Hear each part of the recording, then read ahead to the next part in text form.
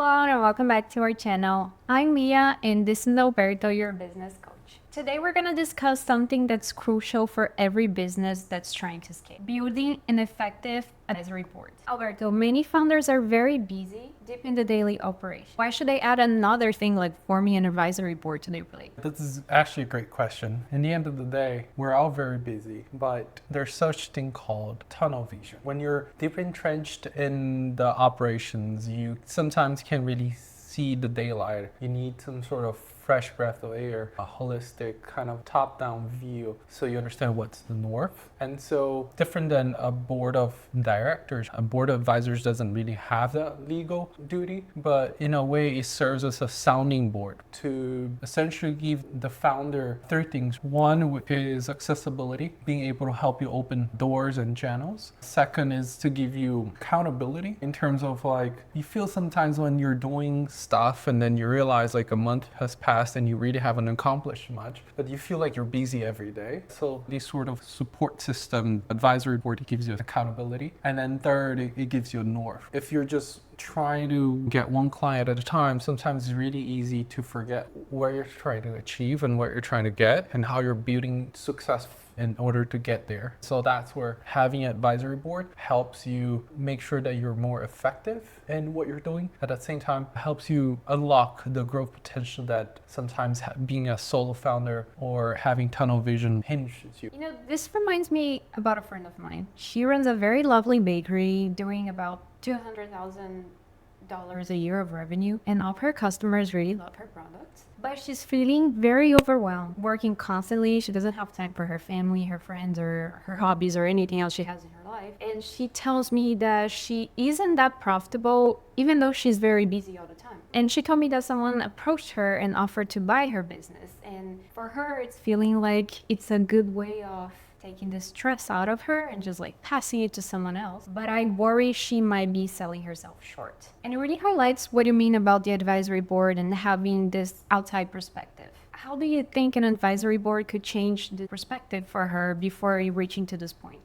That's a great perspective, Mia, and a great example. Unfortunately, that happens a majority of the time. Your friend's not in a boat by herself. If she had an advisory board, she probably wouldn't be stuck in the place where she is at, feeling overwhelmed, overworked, underpaid. So there's three things that the advisory board could help her. And the first one starts with what we've been discussing for a while, the financial side. She wouldn't be feeling like she's working, her business is growing, but somehow she's not profitable. Early on, that board would already have a sit down with her, look at her numbers, and tell her what is the best way to sell her product in terms of pricing, bundle strategies, how to pick back on her client portfolio, and then she wouldn't be feeling this roller coaster of emotions. They would guide her since the beginning to understand how much you actually have to price, what's the budget for every department, and make sure that she's having and going places. The second thing that the advisory would have helped her is on the operations. Most of the time when they're overworked is because the structure behind her is not well defined and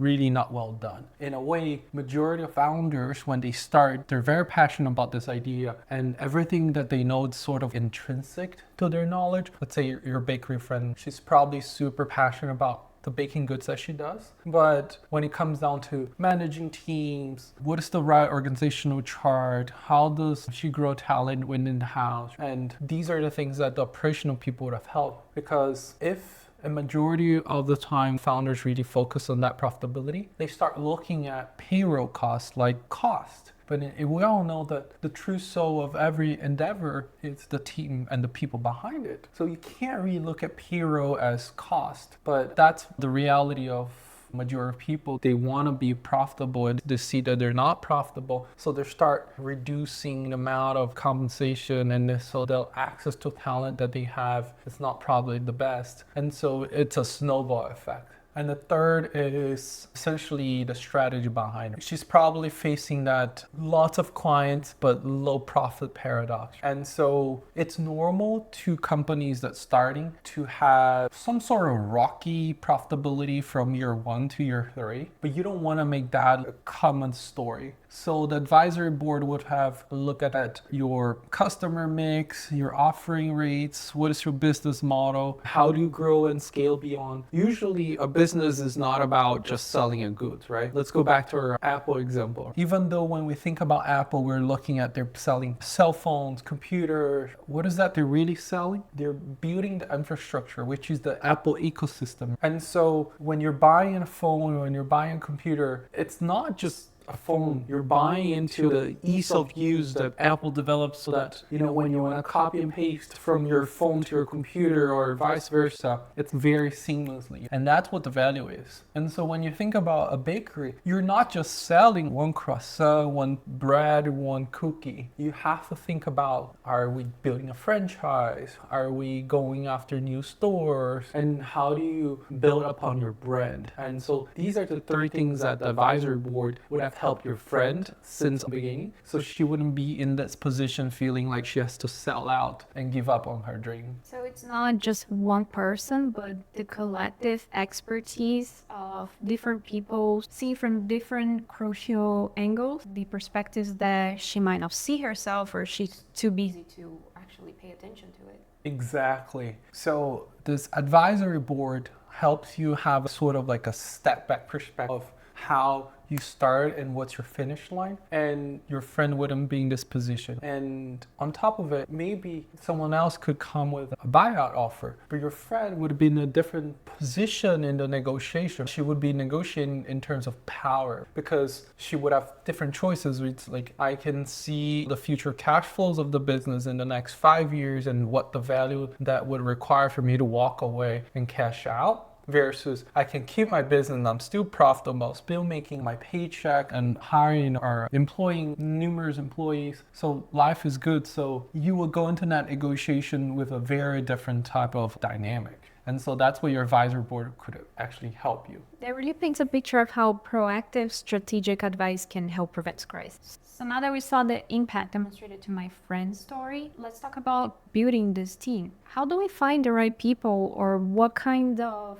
profile should we be looking for in an advisor? So when we're looking to build this advisory team, there's 5 things that we should be looking for. The first one obviously is gaps in knowledge. The second one is scalability. So the first one, like, you love baking, but you have no clue about everything else. Make sure you find people that can help you with everything else, whatever that means, right? Second is scalability, which means if you do the math, usually you don't get really rich by having one bakery shop. You get rich by having 10 or 20, 50 or 100. But that becomes a whole different ball game. And so having someone that understands how to pilot your first, let's say, flagship store, so that you can reproduce the same concept in the other stores and have the same management feel. What makes McDonald's around the world is that, when you ask for a Big Mac, it doesn't matter if you're here or you're in China, it's the same flavor, right? And the third thing is a diverse perspective. So what makes a really good team is not whether everyone agrees, but it's how everyone contributes and how do you get to places. In a way, if you're very like a yes person, you kind of want someone in your team to be a no, because it complements. Like, you can't go full on head on and suddenly realize, oh my God, we're in the wrong path and you have to course correct. That costs money. But having that 5-hour discussion before making a decision, making sure that all the boxes has been checked, every rock has been turned, that's sort of how we look at having someone to complement in terms of perspective. And the fourth is influence.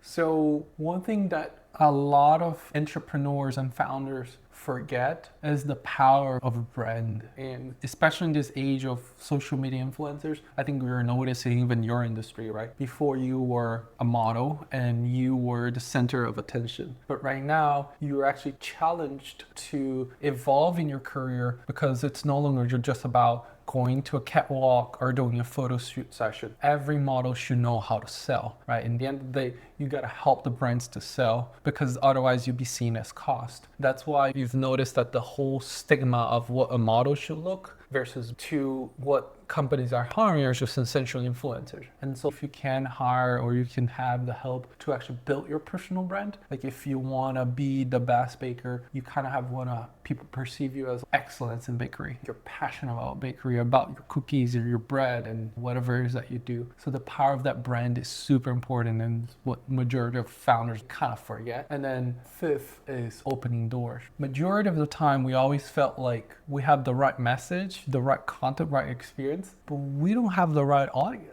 And audience doesn't mean clients. You may have a very successful bakery shop like your friend does, but she's overwhelmed. And so access means, for instance, if there's only a problem of capital or cash flow or working capital in her business, having access to investors, banks, or even strategic investors, that would allow your friend to have a better understanding of how to navigate this dynamic. And so these are the 5 things that I would say we have to really consider when we're building that advisory board. And what would be a good number for this group? Like, is there a minimal number, like 2 or 3 people, or could it be 10, 15 people? That's a really important question, Mia. On average, companies have 5 to 7 members in their advisory team. They're board members, directors, but depends on the scale of your company. I would say figure out quality versus quantity first.